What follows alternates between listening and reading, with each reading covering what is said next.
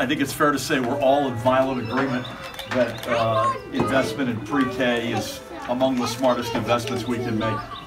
The legislature had already gotten to it with a big chunk, and you're seeing some tangible evidence of the results of that. And our budget has laid in another big chunk on top of that, a multiple of it.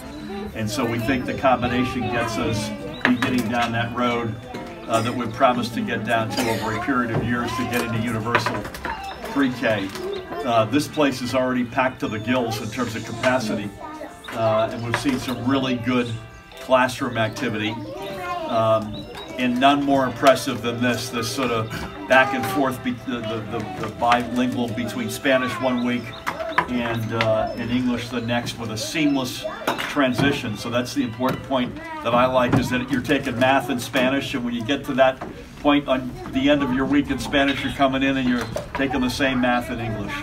I salute the principal, the superintendent, the mayor and council, members of the Board of Education, all of the faculty and staff here. It's an extraordinary example. I think the math that Lamont and I have looked at is, and I chaired a commission on public education 14 years ago, I can't remember, but the math has stayed the same. For every dollar you put into a child at this age, you get about $7 back in society, both through their own life and the improvement that they've made getting to learn earlier, but also the broader economic benefit. It's probably the smartest investment we can make.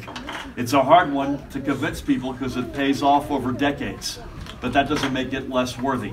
In fact, it's when you look at kids this age, it's probably the most worthy investment we can make. I'm again honored to be here. I want to turn